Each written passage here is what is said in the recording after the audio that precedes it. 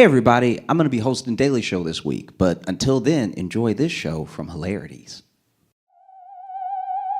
It's Josh Johnson in 3D! Ooh, I'm in 3D. Good popcorn. I've traveled around a little bit of Cleveland this weekend, and it is funny how you get picked up in an Uber, right? Because I didn't rent a car, I don't drive or anything, and so I got an Uber. And when they get there, you hop in the car, and I guess Uber doesn't tell the driver where they're going till they pick you up. So I guess that stops people from canceling. And so I get in the car, and then Uber shows where we're going, and my Uber driver's like, "Ooh. Do you know where you're going?" And I was like, "No, I've actually never been there before." They were like, "Oh, are you sure you want to go?" And then as we drive over, I could tell, like, oh, okay, there isn't as much going on in this area. A lot of boarded up former businesses. But then they were like, "Do you know who you meeting here?" Or I was like, "No, I'm actually meeting them for the first time." And they were like, "Are you sure you want to do that? Whatever this is, I'm not trying to get in your business, but like, I don't know. I just don't want to be the last person to have seen you."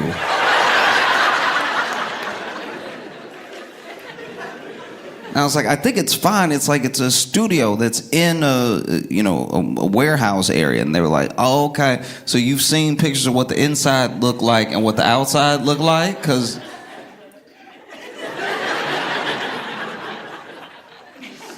I was like, "Yeah, they sent pictures. It looks good and everything." "Oh, okay, all right.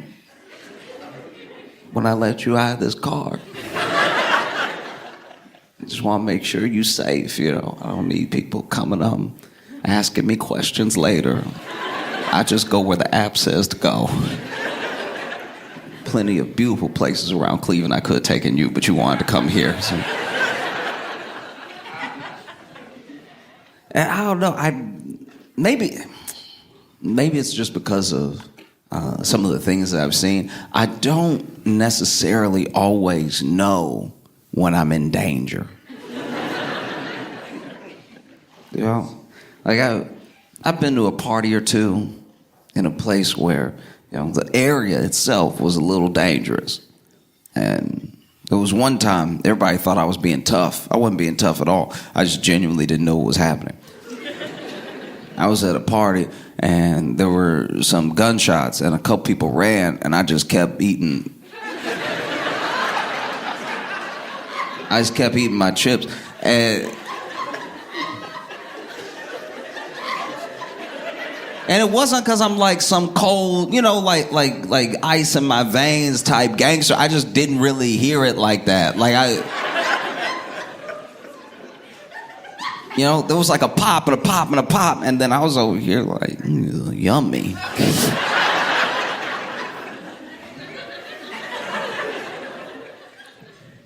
Looked around, and some of the people were gone. I didn't know until later that it was gunshots. And then I was ready to pass out. They were like, "Yeah, no, there was a shooting down the block." And I was like, "A shooting?"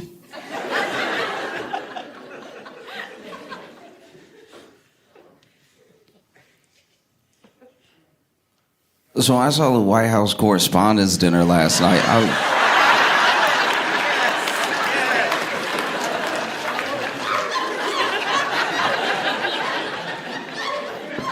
I saw a guy that, they had heard the bangs and people started running and getting on the tables, and there was that one man. I don't know who it was. That old man was over there.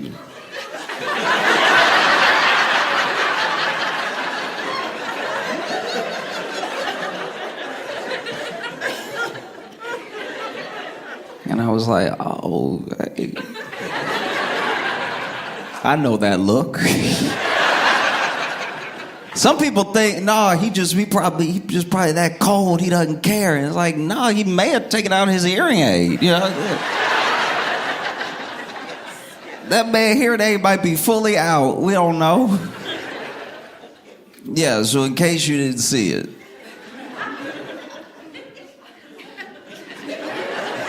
I say it, we don't even know what it was yet. Like, there's a lot that still needs to be figured out. This is very confusing. You know, because you watching from afar and a lot of peculiar things happen. The first thing that happened was Caroline Levitt tried to get everybody to tune in, and she's like, there will be shots fired, you know, they were gonna have a great time. And I know that that's a euphemism. Like, I know that I wasn't taking her literally, you know.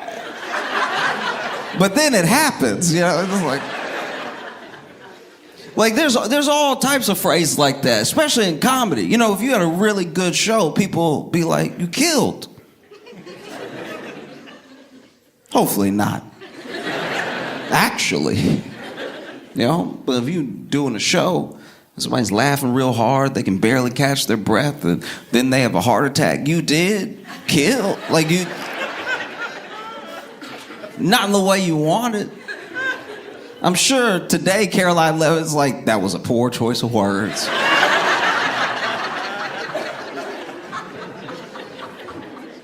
Oh, somebody apparently ran up in there trying to get to the administration, firing off shots and everything. And the crazy thing about when you are watching the correspondence dinner and you see people not reacting to the bangs. It was interesting to me because I was like, okay, one of two things has happened. Is genuinely just too loud in there and y'all think some plates fell? Or y'all aren't around guns the way you act like you are? Because how does no one in this room recognize a gunshot? That was crazy. And then you see people like not reacting right away. Like some people were like, huh, what was that? Which is a very, I don't know.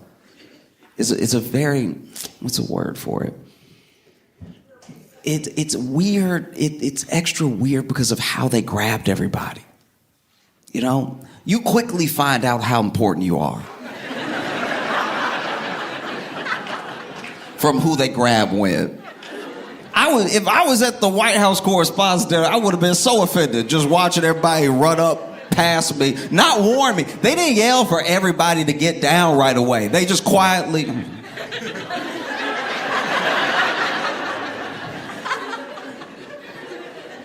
People were getting ushered out, and you had people next to them like, I wonder what that's about.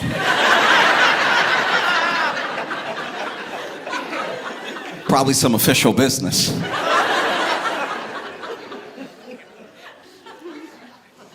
No, that was wild. They ran up and grabbed J.D. Vance and got him up. And like actually, you know, because the Secret Service is supposed to move you where you need to be safe. So when they grabbed J.D., they really grabbed that man and picked him up and moved him around. And you hear J.D. go, oh, okay, all right.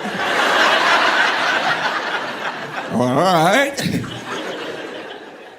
And here's what was wild to me. They grabbed J.D. first.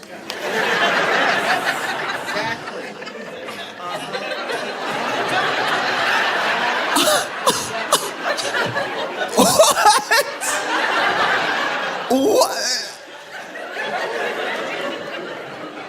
They grabbed JD, but I know Trump was sitting there like, I know they didn't just.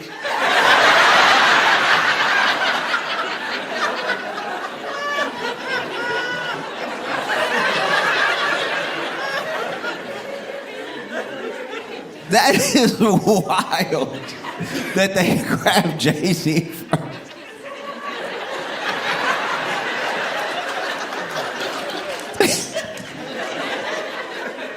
That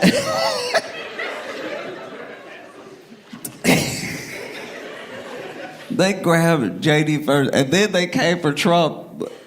Like, in my opinion, way too late. If it's your job to protect the president, you really let him air out for a second. Like, you're supposed to be in there quick. They went and grabbed JD, and I was over here, 1 Mississippi, 2 Mississippi.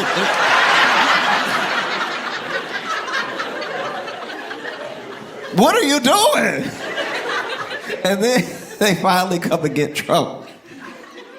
And man, this one of the most overworked Secret Services in the history of the presidency. This is wild. Like, not since Reagan has the Secret Service had to make sure they...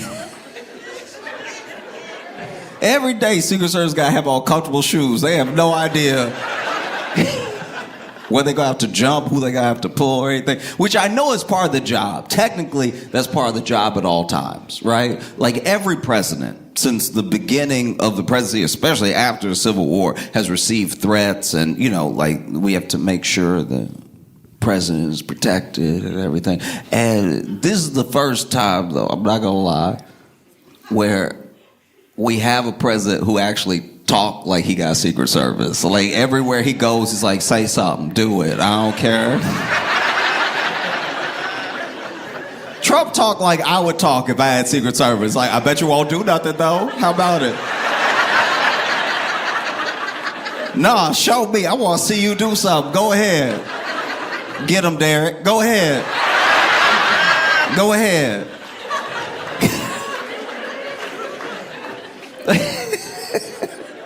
No, because look, Secret Service job is tough. It's always been tough. But at least with Biden,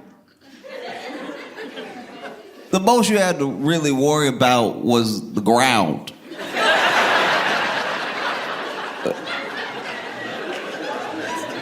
No, you know what I'm talking about. I know Secret Service all around that White House like, he taking steps again. He taking steps. Somebody get over there.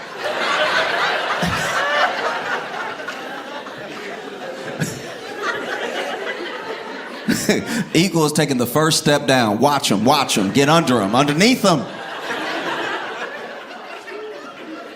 Because you know Secret Service was embarrassed. They had to have been embarrassed when Biden fell off that bike right in front of him, right next to him. They didn't even throw a hand out to catch him. You know you could have caught him. You were standing right there, Biden's over that bike.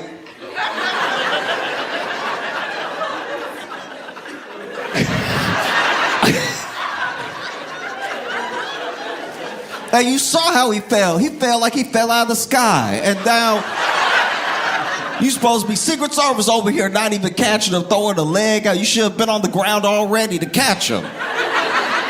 That's the president.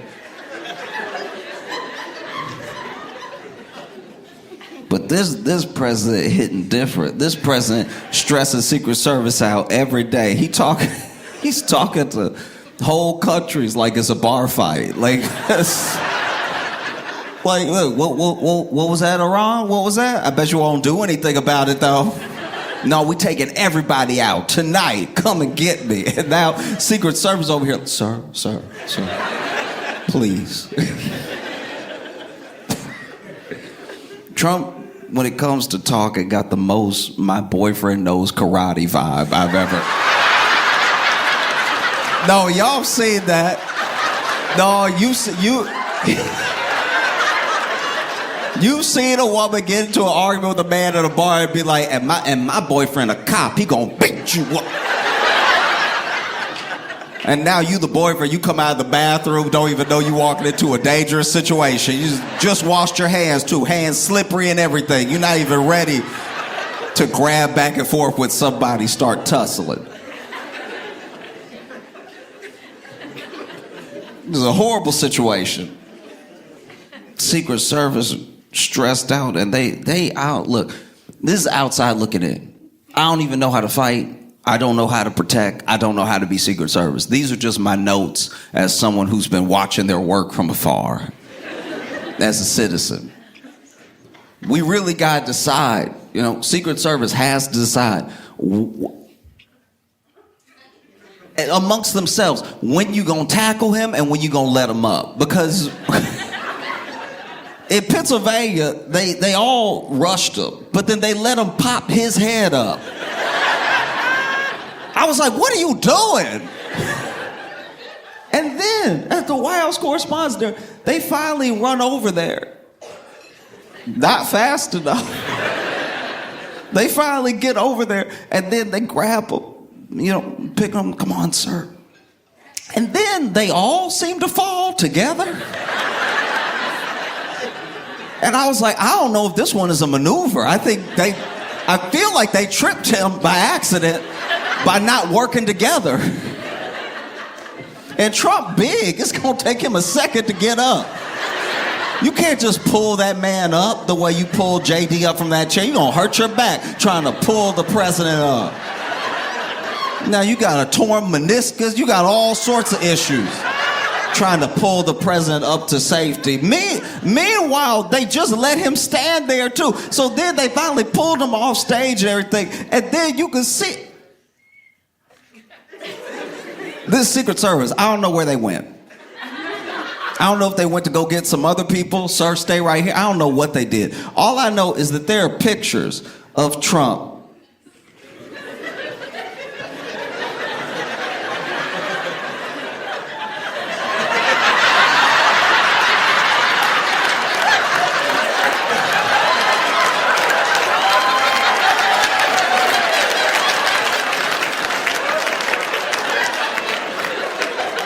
You know, like when you in the school play and you got one line?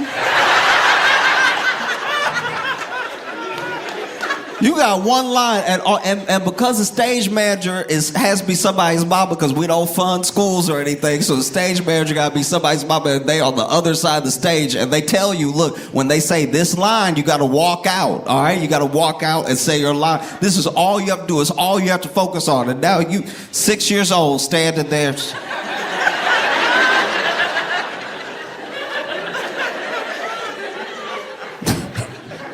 They had Trump standing off stage like he was about to perform in a Christmas play. Just like he was about to walk out there and be like, "Hark, an angel."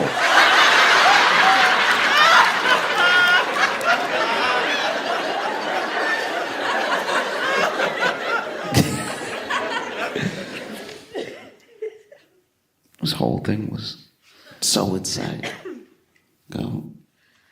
Had that music playing. The music was playing for way too long after the shooting started. Old 1920s flapper music. Look, there's no appropriate music for a shooting. There isn't.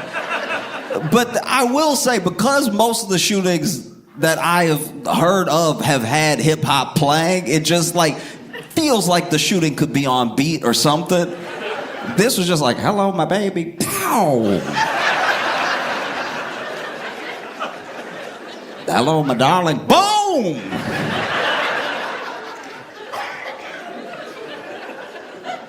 There is no good music for it. I'm just saying, at first I thought it was a live band. I don't think it was a live band. I don't think a band would be like, "We're almost done." I would love that though, if it's right before the sax about to get his solo, he's like,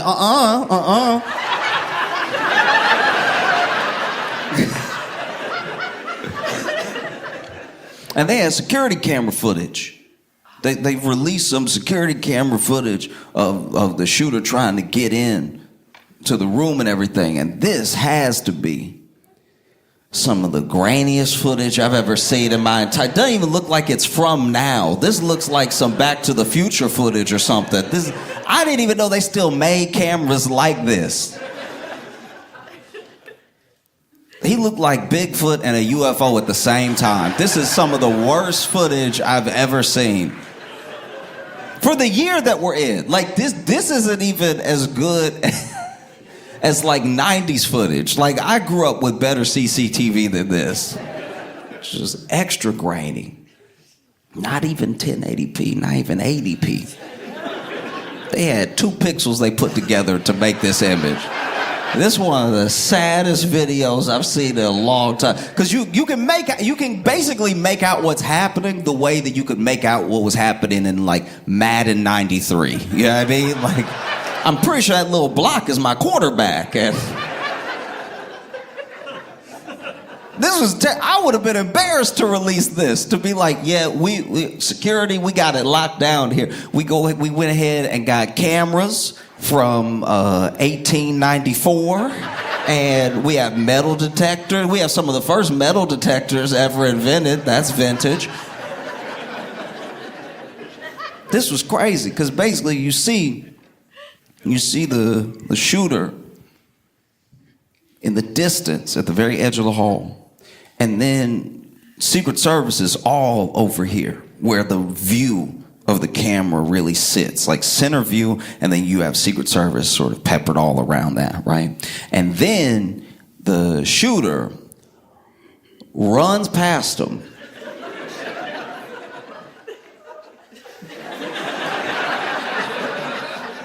And I gotta be honest, I never thought of that. I never thought of... Do you know what I mean? Like, I never thought maybe all you had to do was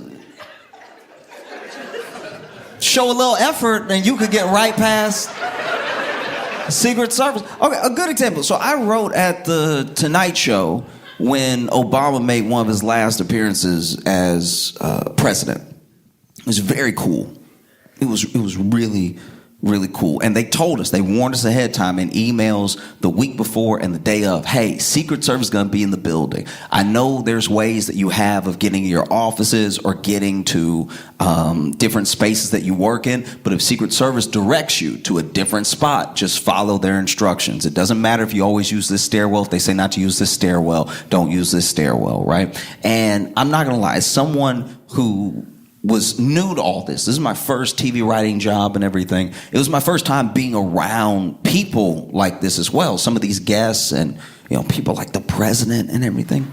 And so I would have loved, you know, like an autograph or something, or just to have a moment to say hi and something like that. But I saw Secret Service all day, whole day. I'm seeing Secret Service in different spots.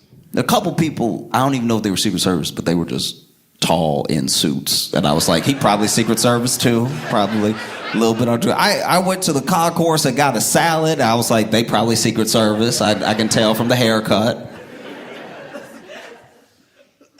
But it never occurred to me, even when Obama came and did rehearsal and everything, and then was doing the show. It just never occurred to me that I could have, you know, had a conversation with Obama if I had just believed enough. If I had just.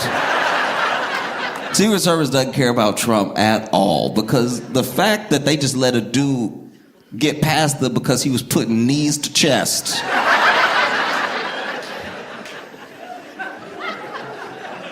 Just put a little bit of effort into his dash, and they were like, well, he must need to be somewhere. Like, Secret Service let him run right. You saw even as grainy as this footage is, you saw Secret Service go, who was that?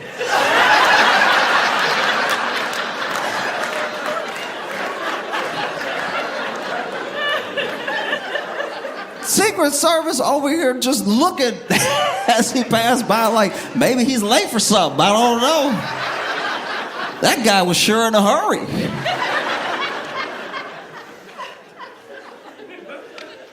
And then after letting him slip by, Secret Service then like opens fire on him. He fires back and everything, but he's still advancing towards the door. That's wild to me. That's wild. That all you do, even look, I can't fully make it out, so I don't know if I'm right about this. But he was running so fast. He was running so fast that after the shooting, the dinner, everything, in Trump's public statement, Trump was like, he was fast.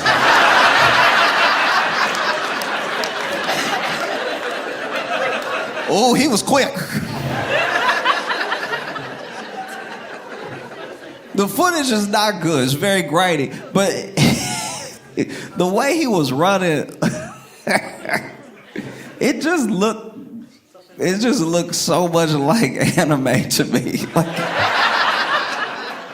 the way this dude was over here.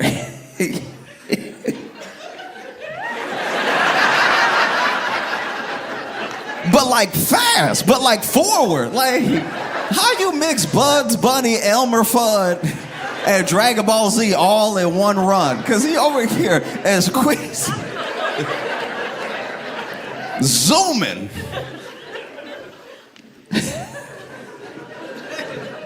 Oh, I hate it for Secret Service too, because I've been in situations where I was like, ooh, I'm about to get fired. I know I'm about to get fired after this one.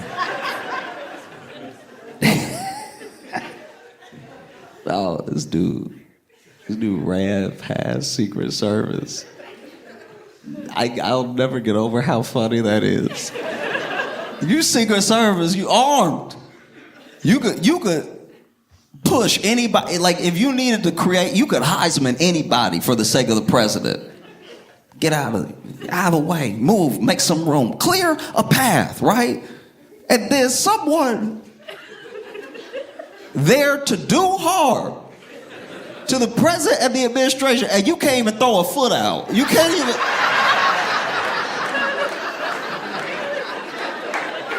And no one even tried to, like... I didn't see any motion, no clothesline, like...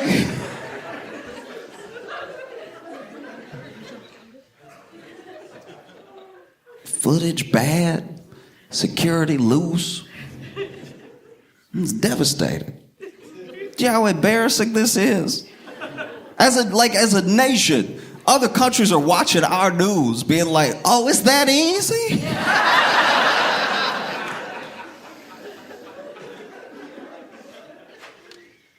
And then you know, the shooting started, and people actually realized what was happening. This is serious. This is real, you know. And a couple people got grabbed by Secret Service and cleared out and everything. And then there were some people that were just sitting there, and there were a few people that okay. One thing that happened in Butler was that when Secret Service like all gathered over the president, and then he popped up and was throwing up his fist, you know, he was like, fight, fight, and then people started chanting, USA, USA, USA, right? And in this situation, that night, at the Correspondents' Dinner, there were also people that during the shooting were like, USA, USA, USA. But it wasn't a lot of them. It was like 4 people that were like, USA. You need everyone with you if you're going to chant. This is a very sad chant. Like, people are over here, USA, come on, y'all, USA. Do y'all not know it? USA. It's self-explanatory. USA, with me now, USA. And not only was it just those 4 people, the other people that were like trying to listen to what Secret Service was saying, everything, just turned them like, shh.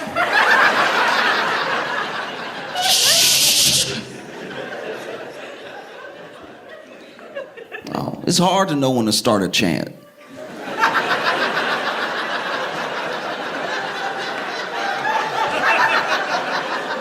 It is a chant. A chant is like a collective group mind. It's it's a thing that springs up out of you through the spirit of a social situation.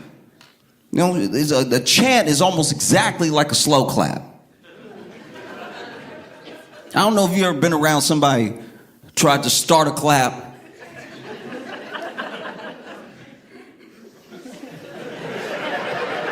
I had this job one time where our district manager came and told us that we had a record number. Like our district had, in our stores, had an unprecedented record number. And then, okay, Keith was behind me, and Keith was like a little overeager. He was one of those people that anytime the boss's boss showed up, he even tried to like get some FaceTime over the boss. Like his boss would literally be right there, but he tried to brown nose in front of his boss to the bigger boss, right? And so he was one of those people always so happy to see the district manager and everything. And so the district manager says, we as an entire set of stores in this district have experienced an unprecedented record number. And then Keith went. And the district manager hadn't finished her sentence yet. The district manager was like, we have experienced an unprecedented record number of theft in our stores.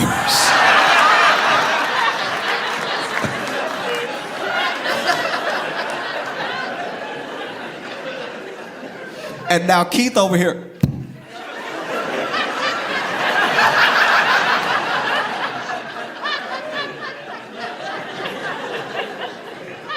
It's hard to know when to start a slow clap.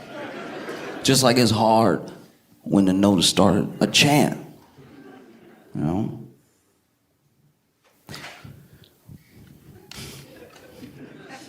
When I was in high school, I went to a basketball game, and there was one player. He was pretty good. He was very tall, and so he was one of the only players on the team who would actually try to dunk. And the game was tight. There was 2 seconds left. Just enough time from the timeout to pass and shoot. Now, this dude had a chantable name. His name, or at least the name he went by when he was playing, was Maze. Because he was over here always darting around everybody. And so Maze stuck, and so they start the clock, pass the ball to Maze, one of those fast push passes almost across the court. And Maze, instead of shooting, dribbles once and then jumps, Jordan style, in the air to dunk this ball, right? Jumps for long, too. This was actually genuinely very impressive. Jump from very far, clock is still going, but he ready to dunk this ball.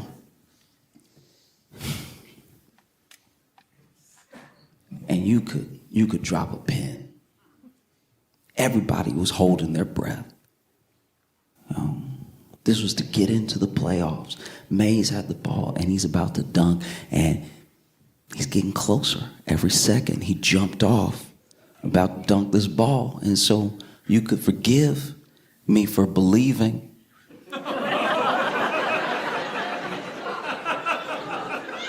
midair. He was midair, and I was like, Maze! And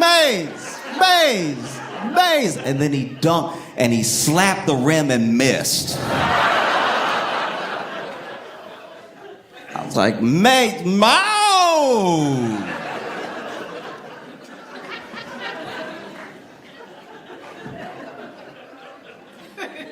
I didn't say anything. It's hard to know when to start a chant. And usually, a USA chant is like a good bet. Because we'll chant USA over anything. I've watched people chant USA. One time, this dude in New York got pulled up off the tracks by a bunch of other, random people that were on their commute, and people just started chanting USA. And I guess in one sense, the sentiment is beautiful, but also, we're in Brooklyn. Wouldn't you just chant the borough you're in? Maybe the neighborhood? People will be chanting USA during a fireworks show. And that makes sense, 4th of July. USA, USA. But one time, I was watching a football game where somebody started a USA chant. And I was like, but aren't both teams?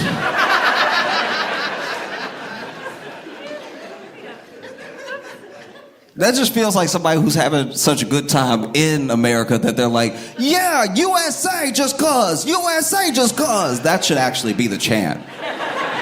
Unless you really have a reason to chant. Unless you're at the Olympics and we win gold and you want to chant USA, that makes sense. But if you're in the USA and everyone involved is from the USA, maybe just chant USA just cause, USA just cause. Mixes it up a little bit. My buddy, so his girlfriend actually broke up with him over this. They have a kid together, right? And there was a a night that they were all having dinner. So, got the baby in the high chair and got them sitting across from each other. And then he notices that on the stove, something has caught fire, right? And it's going up fast, And so out of instinct, this is just, it clicked, right? Don't know where it comes from. This is just your most honest reaction. He sees the fire and he immediately pops up, like knocks the chair back, popping up so fast, grabs the baby, runs out of the door and slams the door behind him.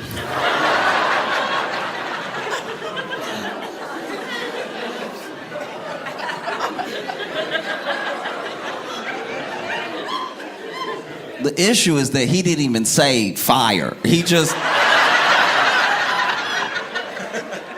did just run out with the baby and slam the door, and she had to be like, what's going on? And then she put out the fire. She put out the fire and then came outside where he was standing, like consoling the baby. And she came out and she was like, what was that just now?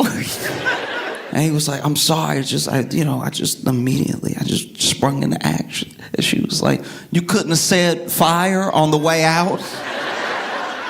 And it's like, I'm sorry, I'm so, like, obviously if it was just us, I would have grabbed you. And she was like, you didn't need to grab anything. I put the fire out. It wasn't, the whole house wasn't on fire. There was just a fire in the pan. It was as simple as taking the pan and putting it in the sink, and then there was no more fire. Also, why was the door closed?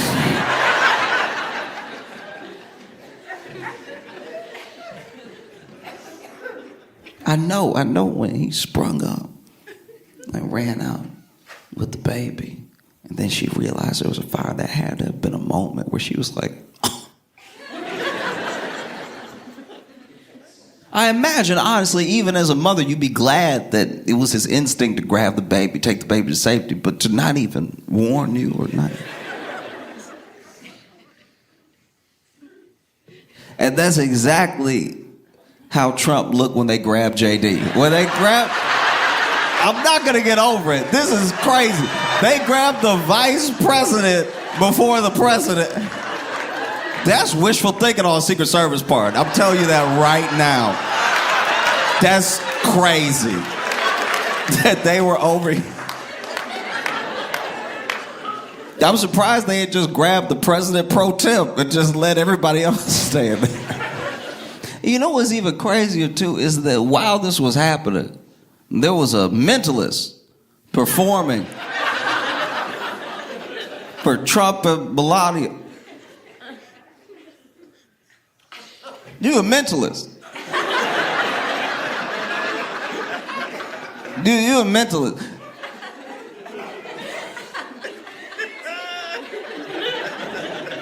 You're not a psychic. You don't know the future. You don't know what's going to happen next. But you apparently read minds.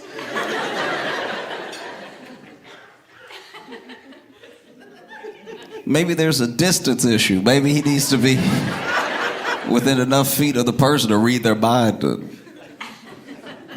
guess why they're there. Oh.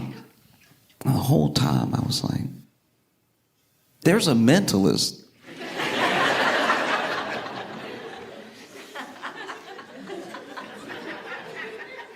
I'm just saying. Like, I know they're just tricks, but also, I don't know, wouldn't it be impressive if he wrote on a piece of paper?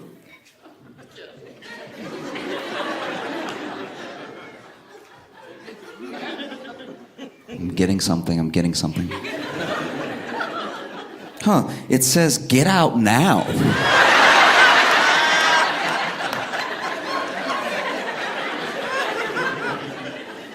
Now that would be impressive.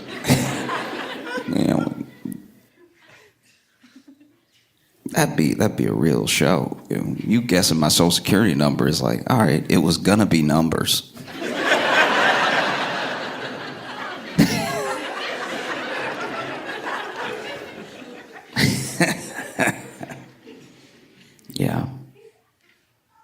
I know he must have been mad, though. I know he must have been furious. You know, the mentalist is over here, probably been preparing for like 6 months. He knows he's gonna do the event. He needs a trick that's gonna dazzle everybody, really blow their minds. And no, he's been doing whatever he does, planting stuff in the newspaper, whatever the thing is, so that he can have like an amazing show, like an amazing trick. And in the middle of his trick, there's a shooting. And you know, at least a couple people are looking at him like, so?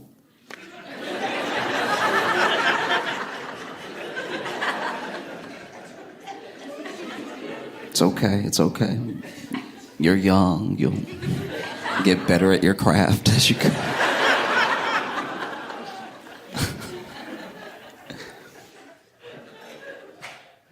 Because I was asking myself, I'm like, all right, look, I'm just throwing it out there, just pondering. Is it bad as a man to get fully under the table? Is it bad to get fully under the table with the tablecloth and then use the tablecloth to be like, is it over? Yeah, like, is...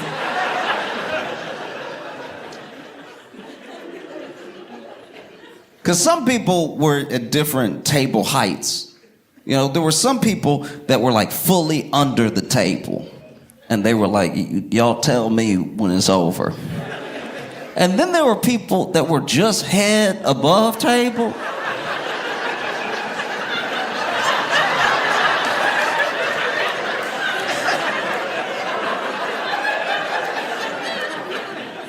And which is a crazy thing to me, because it's like, just get fully under the table, because now you need the top of your head. You doing all this peeking is not keeping you safe. You over just...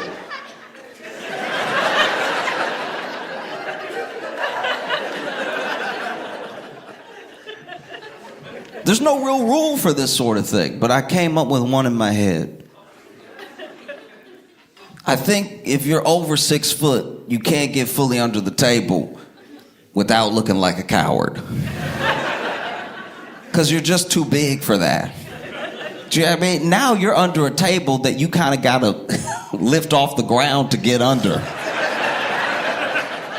That's going to make you look bad. It's a horrible look if you get under the table. And then the table over here lopsided because you holding up the table with your big old back.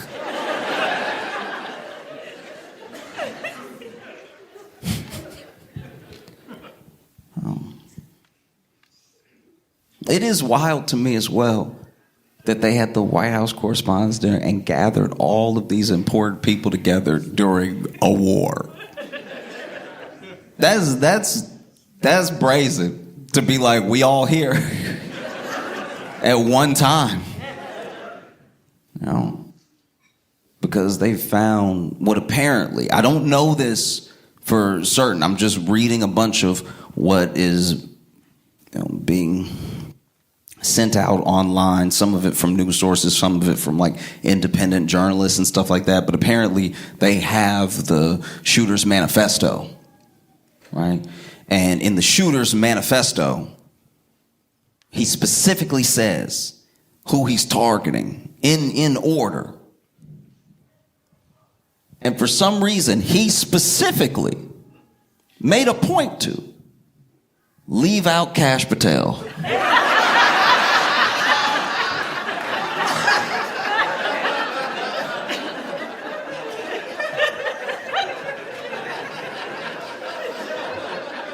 No, we should sit with it for a second, because what? Literally the director of the FBI, this dude want to get everybody, and then you have to be doing such a bad job as FBI director for the shooter to be like, you know what, you good where you are, actually.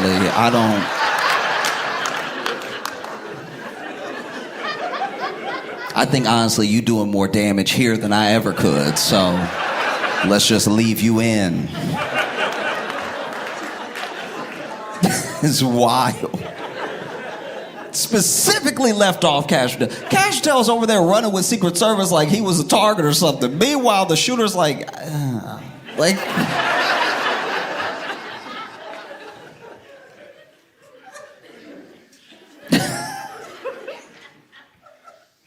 And I don't know how much of this is rumor or actually reported because it's coming in from people who were there, but then it's murky. But there's a world where it looks like what happened is that Cash Patel running with Secret Service did leave his girlfriend. Did leave his girl, which blows my mind. This is your girlfriend, Cash. Your girlfriend. It's more surprising that you have a girlfriend than it is that you are the FBI director in Trump's administration. You left your girlfriend. This is your shot, man, to have a girlfriend. You left your girlfriend. You weren't even a target, and you left your girlfriend.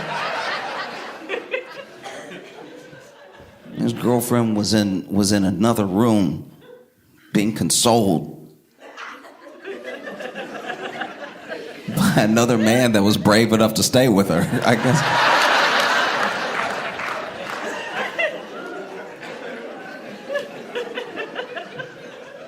Imagine that story. Imagine that story. Mom, Dad, how'd you meet?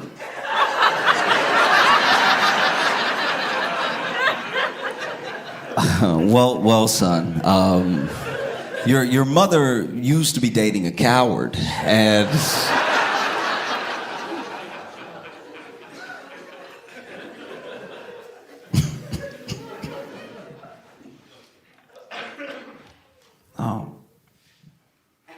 even in this manifesto, the shooter said, I don't know what Secret Service is doing. They are out of their minds. They are insane. There's no security here at all. They weren't secure at the hotel. I'm staying at the hotel. They weren't secure at the event. They weren't even secure in transportation. The shooter in this manifesto that's been passed around online, if this is real, the shooter pretty much said, they're lucky I'm not like an Iranian agent or something like this. Imagine being the shooter and being like, y'all lucky it's me, okay?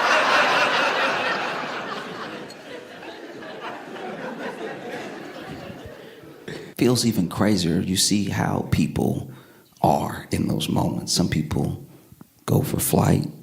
Some people fight. Some people freeze. And apparently, according to the camera footage on people's phones, the clear stuff. Because remember, this is a White House Correspondents' Dinner. So most people there are journalists. Some people are politicians. Some people, like, everybody's got their phone. And so people start recording everything that is happening. And there's a couple people that are recording just the general area, just like panning their cameras around. And while they are, you see in this moment where there seems to be an attempt on the president and the vice president's life, where there's this active shooting going on, that a lot of people chose this moment to steal. There were a bunch of people over here just taking whole bottles, like, is that Prosecco? Bottles were going into purses. People were just over here.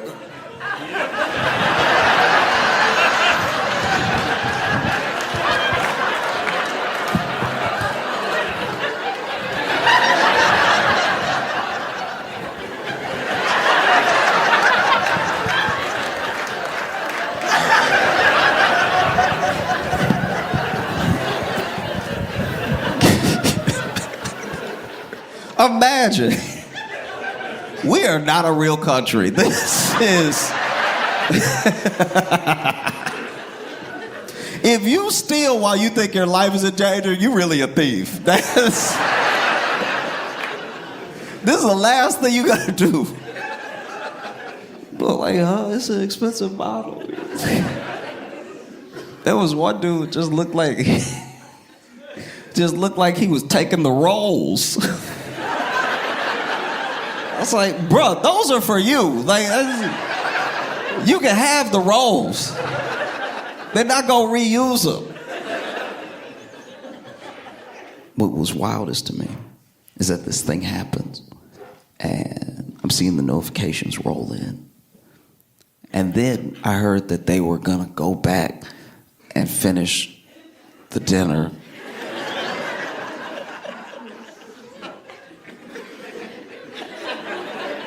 You gonna finish the dinner in the shooting room is... You didn't relocate. If I ever went to a party or to a dinner that got shot up, I'm getting Uber Eats after that. Like, I'm not... There's no way the appetizer was that good. I'm like, I gotta sit back at the table, gotta finish. And then they did the White House Correspondents' Dinner, and everybody I know at least was like, that was weird, right? That was super weird.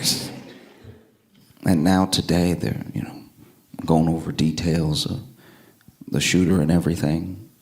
And, yeah. I don't know, y'all. It just feels weird. Where they're like, and the shooter was from California, he was a school teacher. I was like, all right. School teacher from California.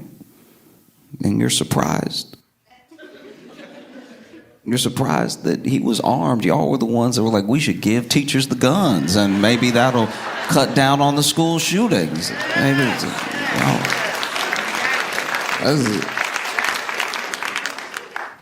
here's the thing. I'm not actually a conspiracy theorist. I'm not sitting here telling you that I know something you don't know.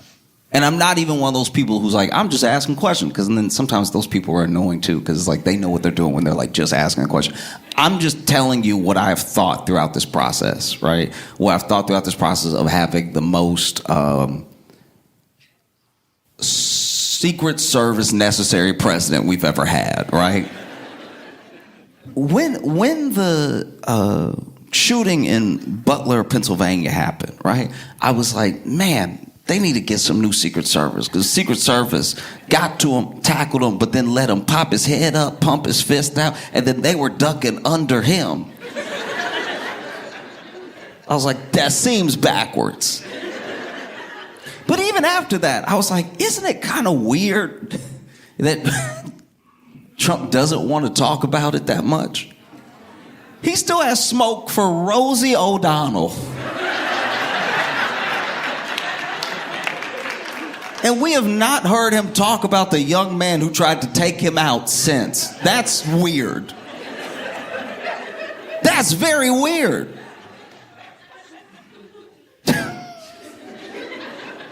If there was anybody you were gonna hate, if you think it'd be somebody that shot at you over Rosie O'Donnell continuing to mind her business. And even now, it's like, this is a weird thing. Because the shots happened. How did this person get so close, too? They weren't invited, unless they were.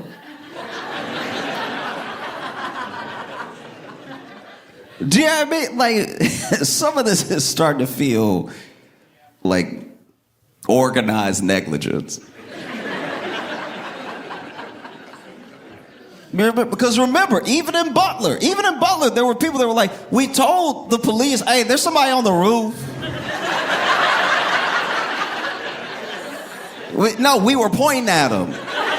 We were pointing at him. He was like, shh. We were pointing at him. And then the police were like, oh, yeah, I guess we'll tell somebody about that.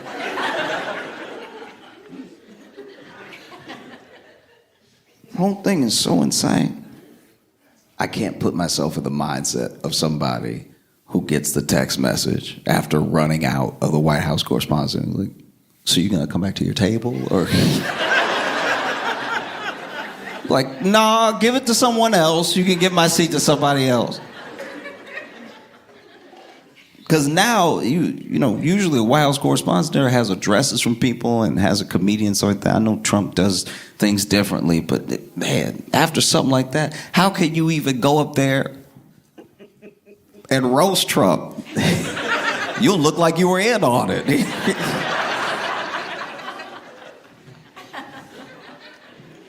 Can't just go up there and stand next to the president and be like, 0 for 2. You know, like...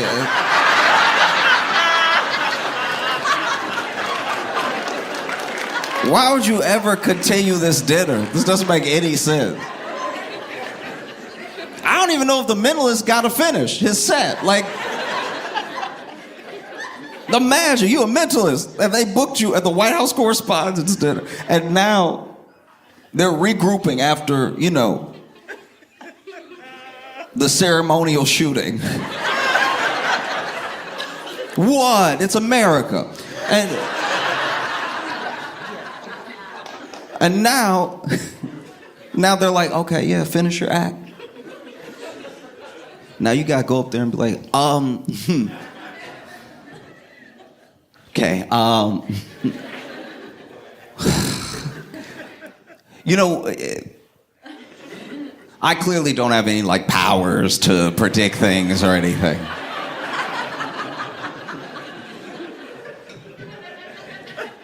But I can guess how much money's in your wallet.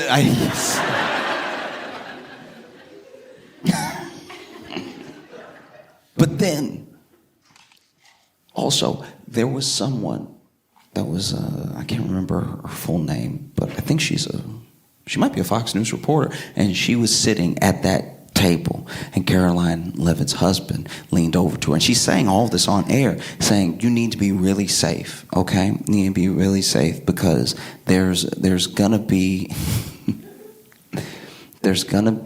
shots, and then the audio cuts. And that's bad. That seems very weird, right? That, like, it's one thing if you think that Caroline Levitt is obviously alluding to the thing. Because it would seem weird if she even did that. But it is weirder to cut off a reporter in the middle of them reporting the news about the thing that's happening right now, about the thing that they witnessed. Because then when the audio cuts, he's like, hello? Well, we appear to have lost Aisha. I mean, that can happen when everyone's using the cell service like that. And I was like, no, dog, call her back. What? And then afterwards, Trump came out and gave a statement and was talking about how, like, you know, something like this never would have happened if I had the ballroom. And in my head, I was like, that's what this is about?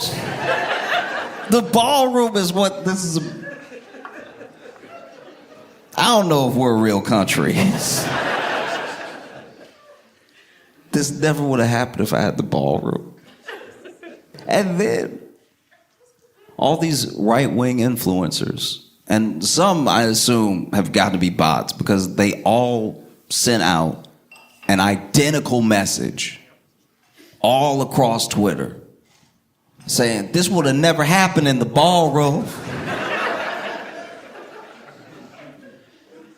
I've heard of having a ghost account. I've never heard of having like 200. It's clearly Trump's words. This never would have happened if he had the ballroom. We should get a ballroom. Ballroom's the most important thing. And now you have people thinking that this is some sort of like false flag attempt. Because you have to remember, this is America. And we are very used to shootings.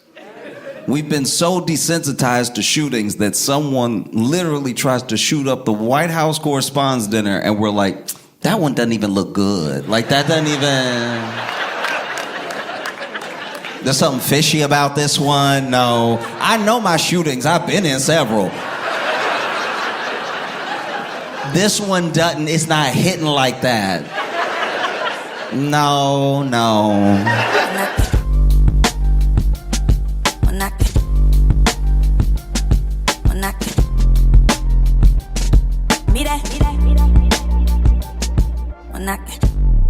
Milwaukee, make some noise for your headliner, Josh Johnson.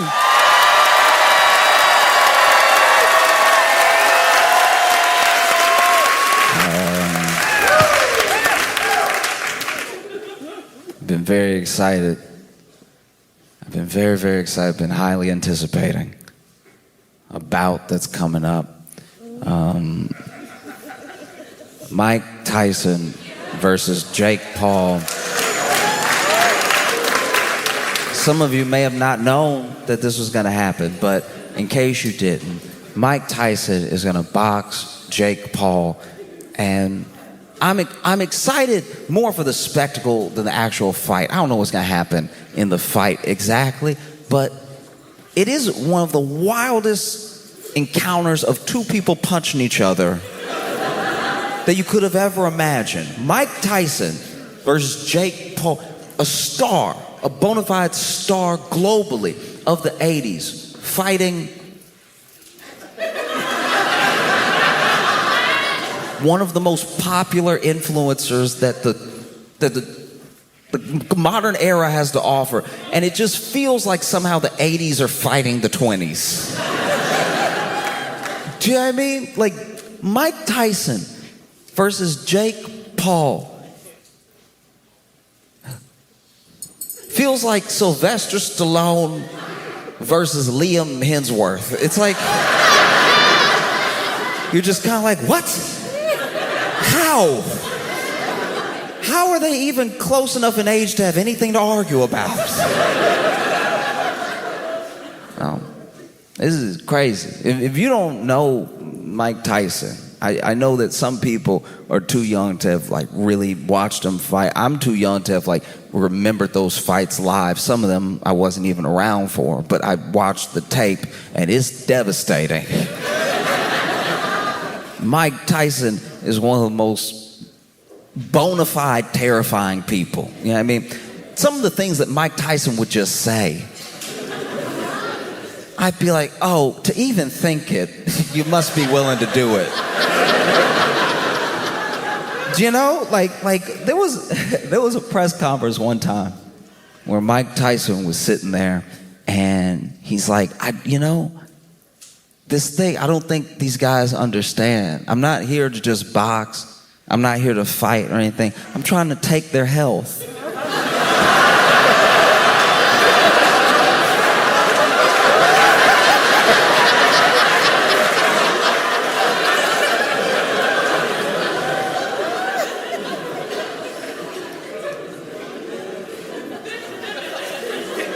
Sir,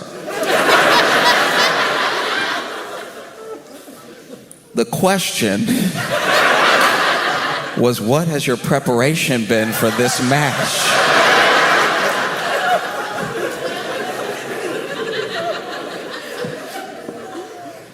Mike Tyson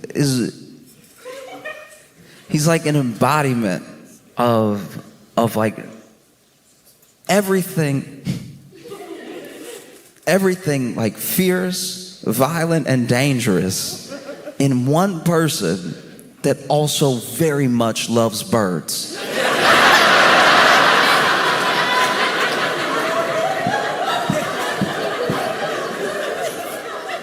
And what's wild about Mike Tyson is that from the time that he was young, right, to present, he had taken a genuine, not only interest, but maybe an obsession with the way that the world works, understanding oneself and understanding the world and how who you are applies to the world, right? So he said some of the most fascinating things around Alexander the Great, around conquerors, around kings, around how to win a mental battle as well as like a physical one, how war works. He has such an understanding of the world. And then he says other things.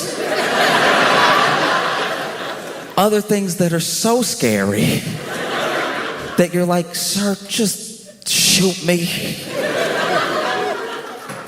Don't want to have to deal with this, you know? And a lot of it bleeds together because it's not my time, right? I'm not like from that era. But you watch these old compilations of press conferences and interviews and post-fight interviews with Mike Tyson. I was scared for the reporter. Because you have a man who's been training to basically kill a man with his fists, even if it took him 12 rounds, and it took half of one. So by the time you interview him, he's still got a lot of energy.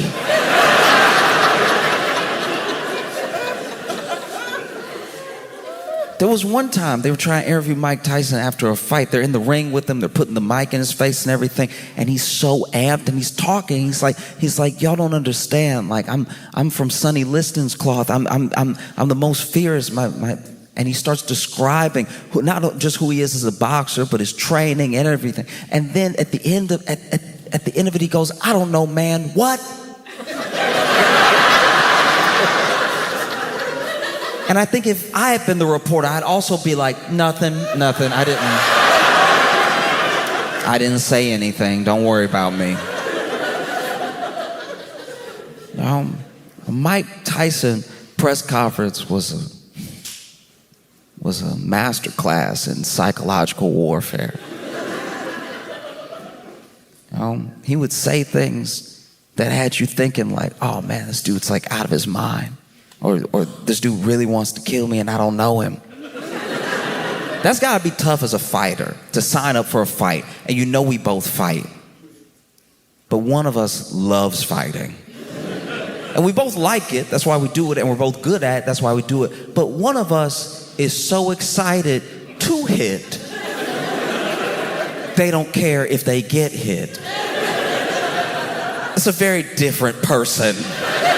Do you know what I mean? Even when you're mad, even when you're angry, and you're like, that's it, let's fight. You're trying to get the aggression out, and you want to hurt the other person. And yeah, maybe you're willing to take a few punches, but you aren't in a fight loving getting hit just so you can give a hit. It takes a different type of person, and Mike is a different type of person. You know? When you look at where Mike Tyson comes from, it's astounding that he made it to where he was. You know, Mike Tyson comes from Brooklyn, was in Bed-Stuy, and then at a young age moves to Bronzeville, and is devastating because it's not the Brooklyn that you know now. You know what I mean? Like it wasn't. There were no cupcake shops. It was Brooklyn in a way that was, let's say the property would be cheap, all right? Like if you were trying to buy, all right? Devastating conditions. And he talks about how there was just, you couldn't even go to the bathroom inside sometimes where they were staying and stuff. And all of that stuff can make a hardened person. Because he didn't just have to live in certain conditions. He had conditions waiting for him when he got outside. He talked about it. He had to fight. He had to fight all the time. He had to be ready to be tough all the time. People will test you all the time, right? He talked about his first fight. Because like I said, Mike Tyson loves birds. It's truly one of the sweetest things about him. It's one of the things that like gives you a glimpse into the humanity of a person that's only known as being this fierce beast, right? Loving these birds, being gentle with them, caring for them, spending time with them, you know? Really taking care of them. And when he was a kid, there was a kid who took his bird. And he was like, give it back, give it back, give it back. And give it back, I think give it back genuinely in the way that a kid is asking you earnestly from the bottom of their heart, no, please, give it back, right? And that kid killed that bird in front of him. And then Mike Tyson, I'm assuming, killed that kid because he at least let him remember what would happen. And Mike would get into trouble, and it's easy to say, you shouldn't do this, you shouldn't do this, you shouldn't do this, right? All those things can be true. Obviously, you shouldn't be robbing people, you shouldn't be selling stuff, you shouldn't be out here with these people who are on a bad path and everything. But when you have what looks like no other option from those things, how can you expect someone to just know? You drive down the path that's been paved, you know?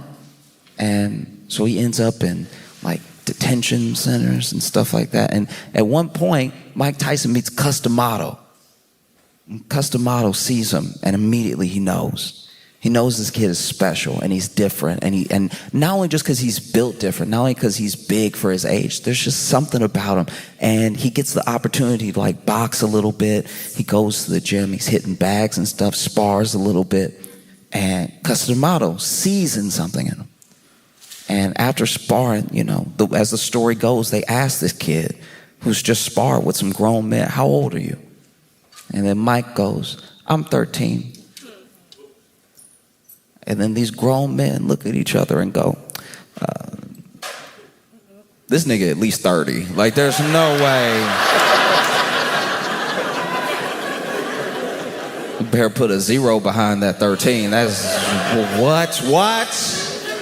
13. And Customato, to my knowledge, actually adopts Mike Tyson, takes him into his home, right? Not just to train him, but to care for him, to love him, you know? Because all of this energy, all this fierce potential can really go somewhere if you nurture it, right? And then under Customato's leadership, Mike Tyson does become as fierce of a person as Customato thinks he can be in the ring.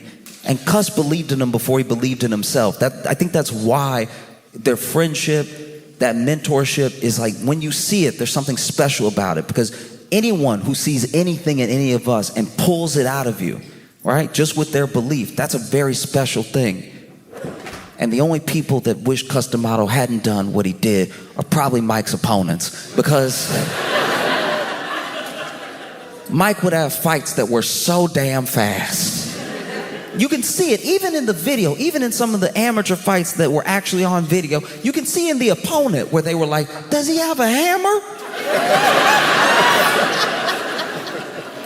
What is he doing? That really hurt. No. And then Mike gets older. Mike becomes world champion. Youngest world champion, right? In there with a boxer with real experience, who's also a special fighter, right? But Mike hits him in a way that maybe he's never been hit before. And if you go back and you watch the video of this knockout, I shouldn't laugh, but Mike didn't just knock this dude out. Like, he didn't knock him out cold, right? This dude gets knocked down again, and he's trying to get up, and you can tell that his body is like, dog, we done. No.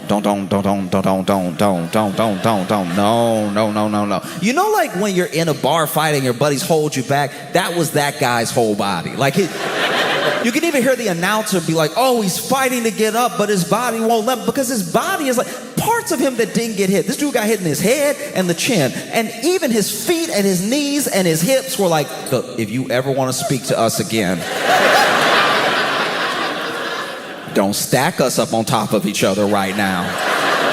I need to sit down. And then Mike Tyson becomes world champion.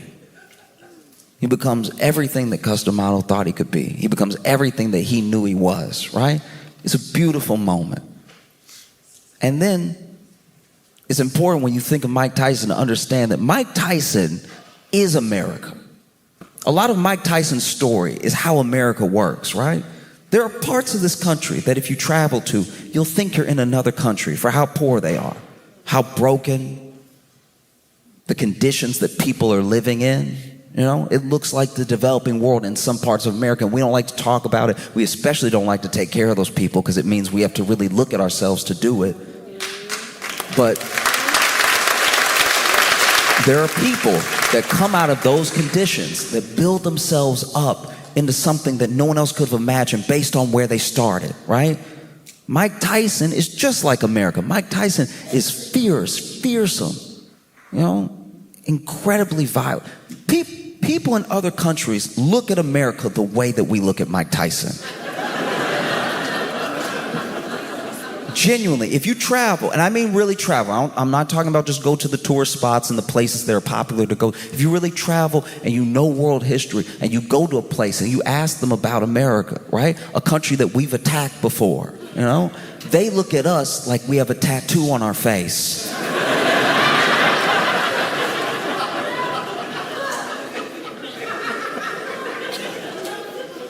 Mike Tyson, builds himself up, and he doesn't just get the world championship. He has some very, very impressive fights where you can average his whole fight time out to like maybe a round and a half. He's beating people so fast it's actually upsetting the crowd. I know people who paid a lot of money to go to a Mike Tyson fight and went in the bathroom at the wrong time. Sit there the whole fight card holding it, and then you're like, oh, he's only walking out, I got a second. And then from the bathroom you hear, oh. You're like, oh no. I mean, then Mike goes down a downward spiral. He loses Customato. He loses this person that was a mentor, that was a friend. And he tries to find his way, but he's still very young. People forget how young he was when he was Mike, when he was Iron Mike, and he was fearless and he was undefeated, and starts, getting lost in it. And he'll tell you that. He's talked about that. He got lost, right? Goes to jail at one point. Like, this dude is on a dark path, And even, this is attributed to Mike Tyson. I don't know if he actually said it like this, but he was like, I was a baby. And you gave me millions of dollars to punch people in the face. And you didn't think this was going to go off the rails somehow? Like, you didn't think that this was a bad idea, maybe? No. That's who's fighting. This guy who's relentless, So much fear. Imagine you're in the ring with Mike Tyson and he won't stop staring.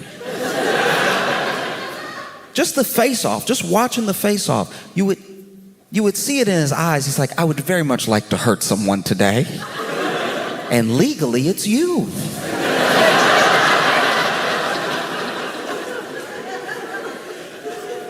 And he was fast, and his movements were jerky, but they were quick, and they clearly hurt, because some very big men did not get up. He would hit people so hard sometimes that you'd be like, I think that guy's dead. And then he'd twitch, you'd be like, he's all right. That's who's fighting. And then you have Jake Paul. One thing people need to understand about Jake Paul, if you don't, he's very much, we are in Jake Paul's time. Whether we like it when I say that or not, he's having his Mike Tyson moments right now. World famous, around the world. People tune in from around the world. They watch his fights, they watch his YouTube videos. This dude is a true, bona fide star, right? And we can argue about if he's as popular as Mike was back then and why the internet is different, but he is very popular. And he loved boxing. He feels like boxing saved him. That's something similar that he has with Mike, because this kid, he got a camera from his dad, him and his brother, when they were young, and it was to film themselves while they were doing football so that they could improve, right? Which I don't know how that works. I don't play enough football. Like, if I did that and tried to tape myself playing football to improve, I think I would just be like, this is where I got hit. And this is when I hit the ground. I think that's all I did. I don't know was that right? Is that how you do it? And so him and his brother start making videos, like little YouTube videos, whatever. They're putting them online. They're getting some looks every now and again. But then Vine came out. And if you don't know what Vine is like TikTok granddaddy.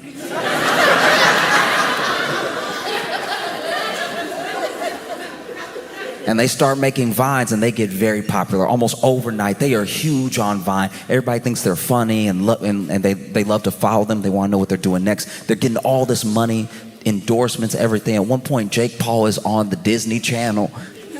I don't really know what he was doing, but it was quick. And then they start posting on YouTube, and they start getting millions of subscribers on YouTube. These kids are bona fide popular, and they understand something that maybe the rest of us just don't, and that's why they are where they are. They understand internet culture. They understand marketing and business. They understand the way that the world is turning, right? And it's the age of the influencer, right? And a lot of people want to be influencers. Some people don't want to be. You can accidentally become famous, and that's a terrifying thing. You become famous in a way that you really didn't mean to, you know? You're just living your life. But somebody puts a cell phone on you, or you don't know you're in someone's shot, and you trip weird, and you go, and now you're, like that's who you are as a guy. And then people see you in the world, and they're like, hey, we love you, dude, we love, that's our favorite. Man, keep killing it, dog, keep killing it. But before you know it, just one thing, just one meme, just one moment catapults you to this level of fame that no person can be prepared for. Whether you're Mike Tyson in the 80s or you're Jake Paul now, people don't understand that like fame that you weren't even trying to get can mess with your mind, right? And so Jake Paul was on a dark path as well. He was probably headed for a bad place, and then he started boxing and he loved it. And boxing to a degree saved him. And so he's out here boxing, you know? And at first he starts fighting like YouTubers, like fellow YouTubers, because that garners attention. Because sometimes you see two people who don't like each other, and you're like, man, it would be kind of funny if they fought. And this is the thing about us. We as people love a fight. Whether we like to admit that about ourselves or not, we love a fight. I've been walking down the street and seeing kids on the park sinking threes from far away, Steph Curry level, right? And I'm like impressed, and I maybe watch him do two more, and then I'm like, he's getting it in. He'll be fine. But if I see a fight in the park, I stop. Because I'm wondering, you know? But no, we're in this age where I think people sometimes want to be famous more than they want to do something. You know, and that's where you get some of these things, some of these imitators of Jake Paul, of Logan Paul and stuff like that. There was a kid whose story, like, it blew my mind. Basically, there was this kid doing these pranks, and they were like barely pranks. It was just being obnoxious. It was just being like horrible to people and messing with people to try to get a reaction out of them. Because not only are we the new like influencers, everyone, all of us, all the time, it could happen to any one of us, but because of how people become influencers, because of how people get popular, they are our paparazzi now. You're just living your life, but now you're in someone's video and they're trying to make you act a certain way. That's not what we signed up for, you know? You should at least be rich to have that happen. And so this kid was making this video, and he was messing with this guy in the mall, and he was following him around, and he was just like not just being annoying, he seemed like to also be intimidating him a little bit, and he was really following him, trying to get him to answer some question or something. And finally, this little guy, he's like a very small guy, and he did not look well, right? He finally goes, stop, and then he pulled out a gun and shot him. And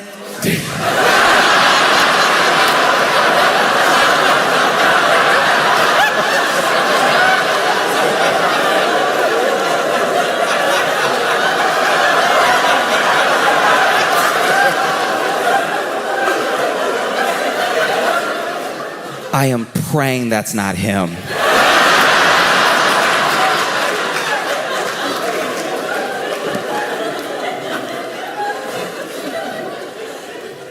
This dude pulls out a gun and he shot him. There's this loud bang in the mall and people start screaming and running and everything. But from the vantage point of like the person who, because he posted it himself, the kid, the influencer who was making the prank video, posts the thing and he's coming at him and the guy's like, stop, bang. And then as soon as you hear the bang, this kid, the prankster goes, oh! And to be fair, there's no cool way to get shot.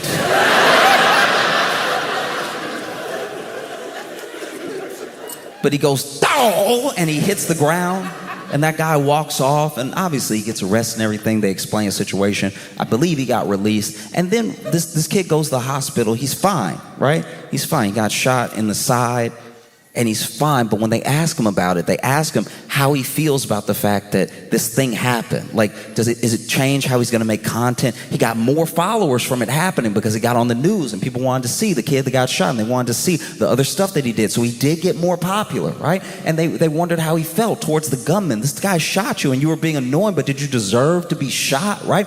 And then this kid sitting in his hospital bed, his dad, by the way, is furious. His dad is like, there are people saying my son deserved to be shot. My son's just a kid, right? And this kid sitting in his hospital bed, when he's asked these questions, goes, it is what it is, dog. Like,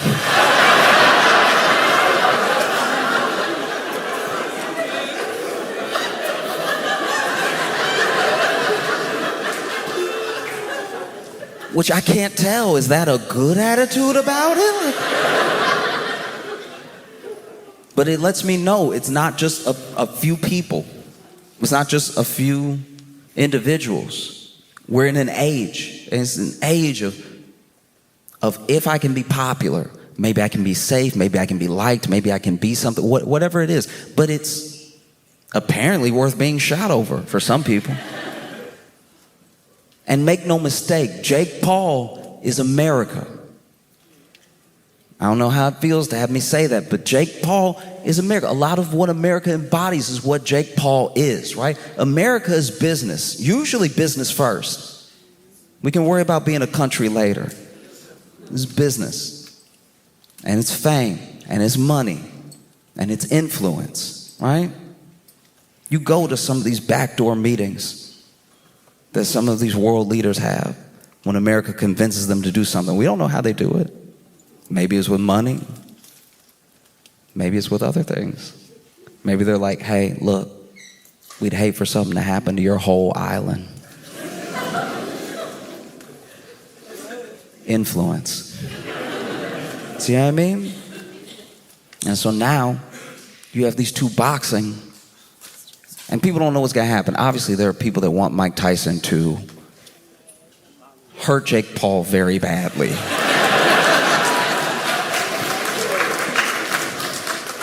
And then there are people who just want to see a fight. They just want to see what it would look like. You know what I mean? They just want to see what it would look like if, like, that guy from The Breakfast Club fought Timothy Chalamet. Like, just... They just want to see two generations go at it.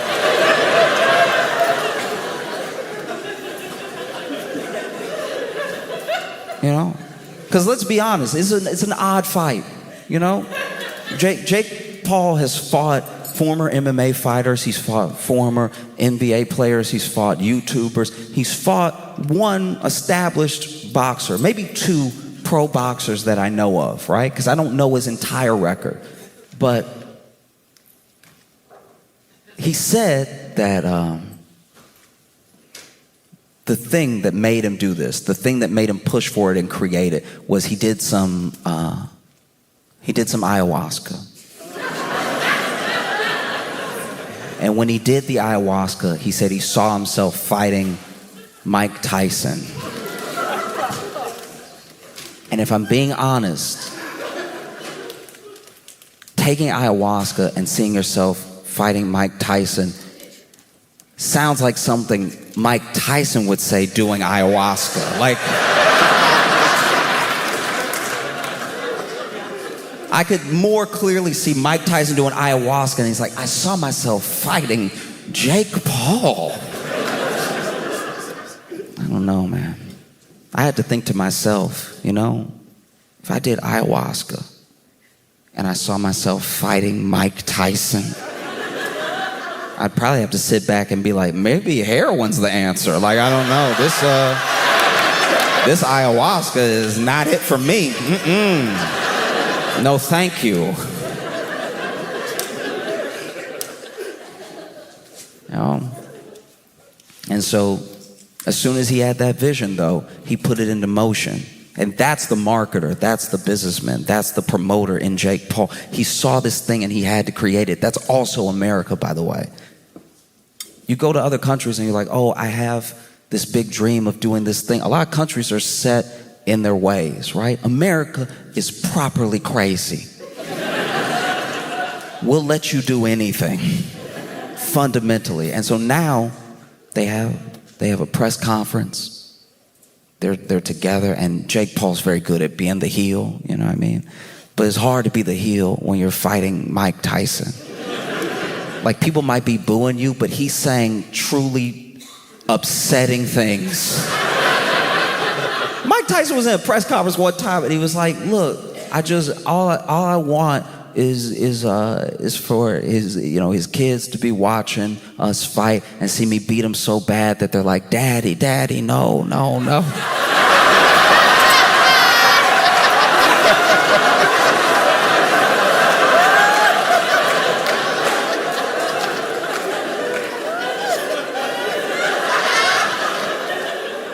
Hearing Mike Tyson quotes out loud genuinely makes me want to learn Tai Chi. So in case I ever come across Mike Tyson, I can look like I'm about to fight him while also backing up. Like,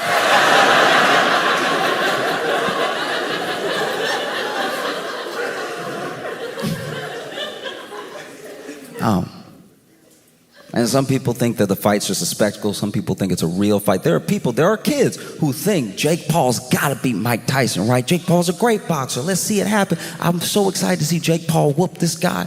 There really are both sides to this thing. And it's going to be on Netflix, which who knows if that's a mistake. Do you know what I mean? Who knows if they fight and then one of them dies and we're just sitting there like, so... are we accomplices, or just sitting there, stoic, don't know what to do next, and Netflix is like, are you still watching?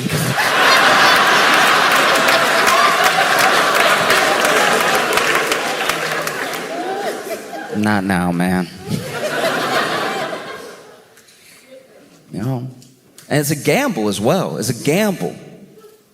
Is one of the biggest gambles we've seen, because Mike Tyson is, to some degree, putting his legacy on the line. He's one of the most fierce fighters that's ever lived. People talk about Ali and Tyson. When they talk about boxing, they don't really know anything about it. You know those names. And then Jake Paul's putting something on the line, too. It's like, I had this idea, I had this dream of fighting Mike Tyson, and maybe I'm just out of my mind and I'm going to be hurt very badly. And Netflix is putting something on the line, because it's like, will people watch? Will someone die?